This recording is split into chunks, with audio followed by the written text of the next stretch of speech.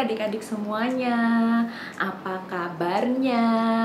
Wah, senang sekali Kak Risma bisa ketemu lagi nih sama adik-adik semuanya. Walaupun kita ketemunya masih lewat online, masih lewat layar kaca ya adik-adik ya. Nah adik-adik, apa kabarnya nih? Kakak berharap adik-adik semuanya tetap dalam keadaan yang sehat ya. Terus abis itu masih rajin pakai masker nggak? Nah jangan lupa rajin-rajin pakai masker ya, apalagi kalau keluar rumah. Nah harus pakai masker. Terus juga kalau punya face shield pakai face shield nggak apa-apa. Wah, jangan lupa juga rajin cuci tangan. Nah, oh ya kakak mau tanya nih, siapa yang masih suka makan makanan bergizi?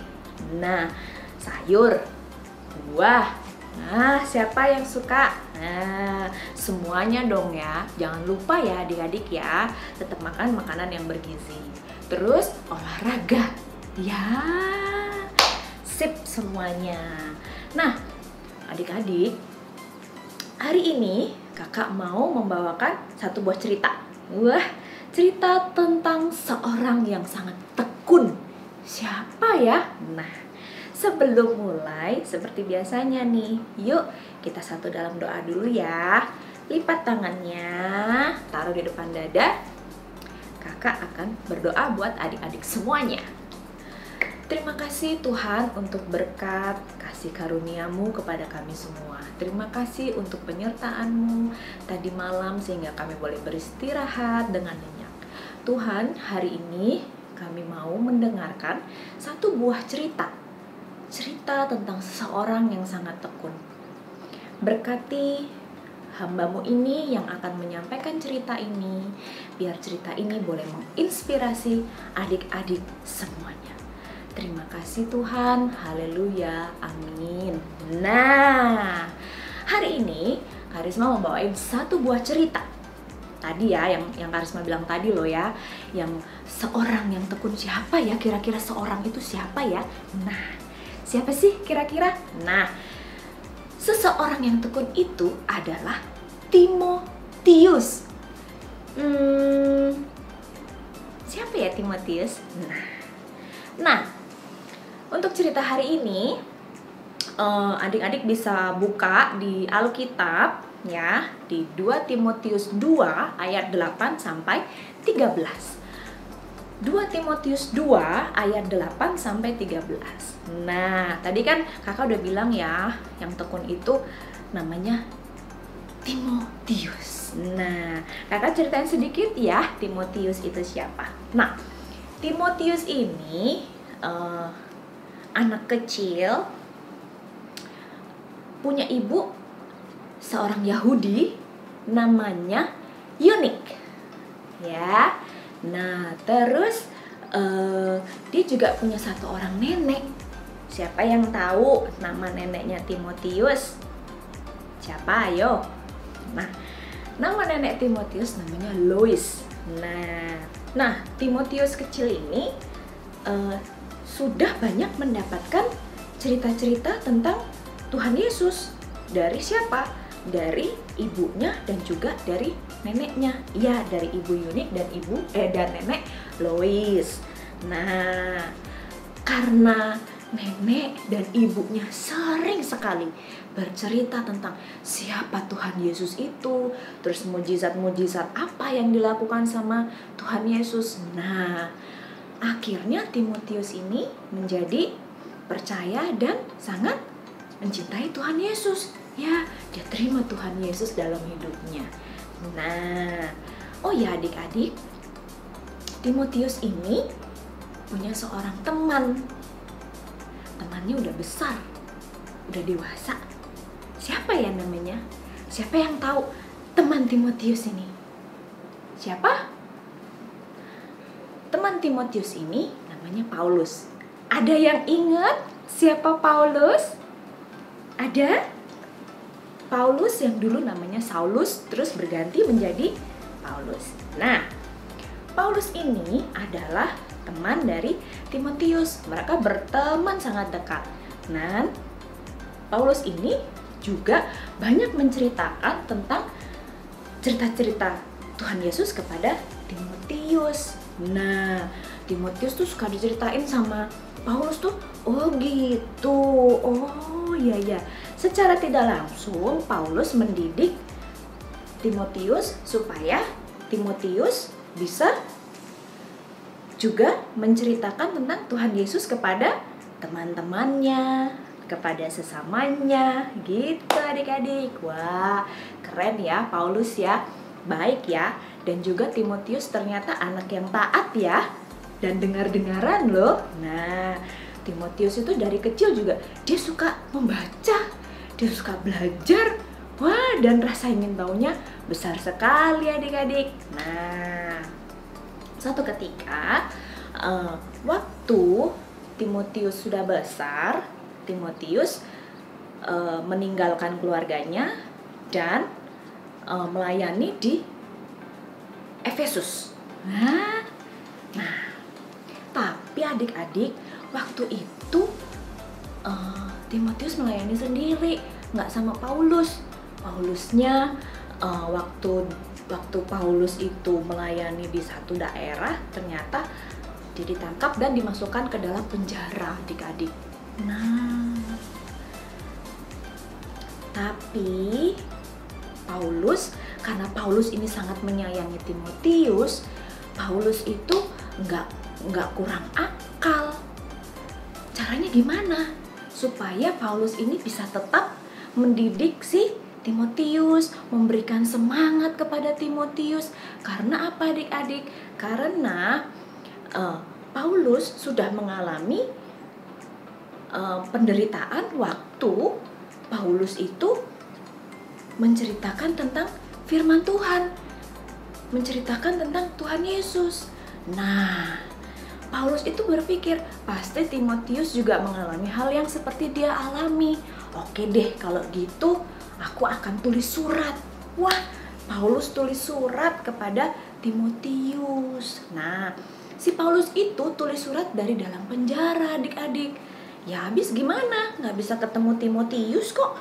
Jadi ya udah, caranya ya dia tulis surat aja dari dalam penjara. Nah, suratnya isinya itu untuk menyemangati Timotius supaya Timotius itu tetap semangat, tidak gentar, tidak takut dengan semua rintangan yang ada waktu dia memberitakan firman Tuhan. Waktu Timotius bercerita tentang Tuhan Yesus yang hebat, tidak takut waktu Timotius banyak bercerita tentang mujizat-mujizat yang Tuhan Yesus lakukan. Nah di situ Paulus berpesan kepada Timotius di dalam suratnya adik-adik bahwa kamu nggak usah takut ya, karena kamu melakukan semuanya itu. Jadi Timotius melakukan memberitakan firman Tuhan, bercerita tentang Tuhan Yesus itu tidak dengan kekuatan ataupun kehebatanmu sendiri gitu, tapi Tuhan Yesus memberikan kasih karunia kepada kamu supaya kamu bisa melakukan semuanya itu. Nah, terus waktu Timotius membaca suratnya itu, oh iya ya, jadi aku harus tetap semangat karena Paulus juga semangat. Dia nggak takut walaupun akhirnya adik-adik Paulus itu masuk penjara dan sebentar lagi mau dihukum, mau dipenggal kepalanya. Nah, tapi Paulus ini tidak takut akan apapun. Karena Paulus waktu itu berpikir bahwa aku melakukan semua ini untuk kemuliaan nama Tuhan. Buahnya berbuah manis ya adik-adik ya. Nah, begitu juga dengan Timotius. Lewat surat yang diberikan Paulus, yang ditulis sama Paulus waktu di dalam penjara itu, nah, Timotius terinspirasi adik-adik. Wah, dia oke, pokoknya aku harus semangat. Aku nggak akan takut dengan rintangan apapun. Karena apa adik-adik? Karena Tuhan ada selalu bersama dia, dan dia mendapatkan semua kasih karunia dari Tuhan untuk memberitakan firman Tuhan. Nah, hebat ya Timotius ya.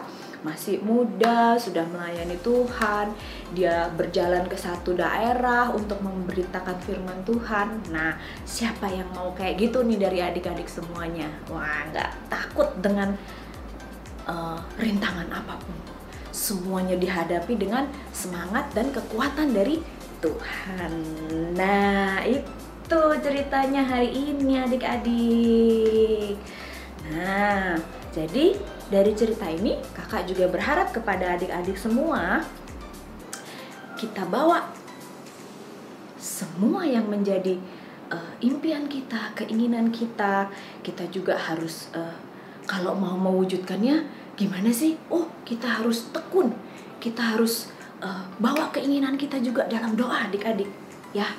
Nah, terus juga jangan lupa selain tekun dan berdoa ya, kita harus berusaha ya. Nah, kalau misalnya nih adik-adik mau ulangan matematika, wah, siapa yang paling takut kalau ulangan matematika?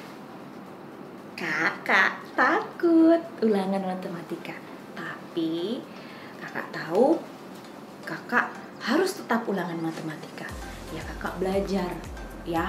Terus kalau misalnya ada dari pelajaran itu yang kakak nggak bisa, kakak minta tolong ke ibu guru atau ke mama papa untuk mengajarkan kepada kakak. Gimana sih ini caranya besok? Soalnya besok mau ulangan, jadi aku harus bisa mengerjakan.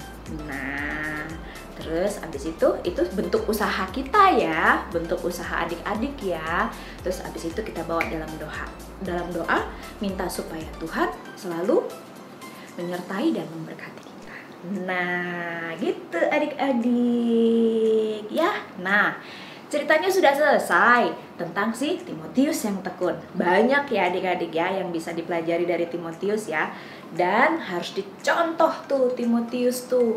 Dia berani, dia hebat, masih muda tapi sudah memberitakan firman Tuhan, tekun dan dengar-dengaran baik terhadap mamanya, terhadap neneknya, juga kepada Paulus. Dan satu lagi, Timotius itu juga rendah hati adik-adik ya, nggak sombong. Jadinya Tuhan juga memakai dia untuk memberitakan firman Tuhan. Nah, selesai deh ceritanya adik-adik. Nah, kita sudahi cerita ini dengan kita berdoa ya adik-adik ya. Yuk lipat tangan lagi, kakak berdoa buat adik-adik semua.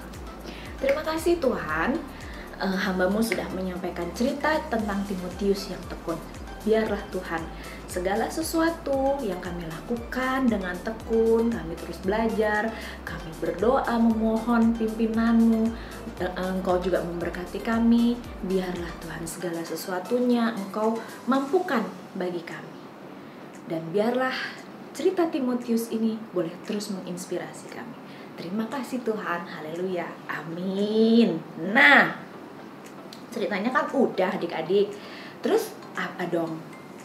Nah, masuk ke ayat hafalan. Ayat hafalan minggu ini adalah Amsal 23 ayat 18. Amsal 23 ayat 18. Nah, bunyinya, karena masa depan sungguh ada dan harapanmu tidak akan hilang. Kakak ulangi ya, bunyinya ya, bacaannya ya.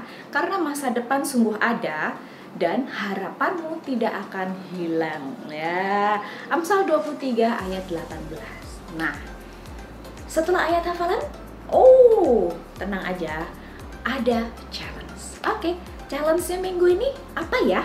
Nah, challenge-nya yang pertama adalah membuat video menghafalkan ayat hafalan. Ayat hafalannya tadi dari mana? Ya, Amsal 23 ayat 18. karena masa depan sungguh ada dan harapanmu tidak akan hilang. Nah, terus yang kedua, challenge yang kedua. Nah, kakak meminta dan mengajak kepada adik-adik semuanya untuk membuat ucapan. Jadi adik-adik membuat video ya,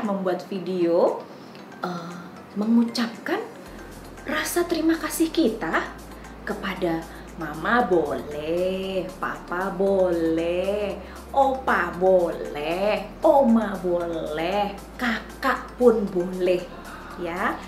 Nah, ucapan yang disampaikan dengan tulus. Contohnya gini. Terima kasih ya mama, terima kasih ya papa, karena mama dan papa terus sabar sampai dengan saat ini mendidik aku. Nah, tapi lebih baiknya lagi kalau adik-adik membuat video berdua nih, mungkin sama mama atau sama papa atau sama mama dan papa. Nah, adik-adik membuat video sambil mengucapkan secara tulus kepada mama dan papa, oma atau opa atau kakak. Gitu ya adik-adik ya. Nah, itu challenge minggu ini. Tadi cerita sudah, ayat hafalan sudah, challenge sudah. Nah, berakhir sudah sekolah minggu online kita hari Minggu ini. Terima kasih, Tuhan memberkati. Dadah.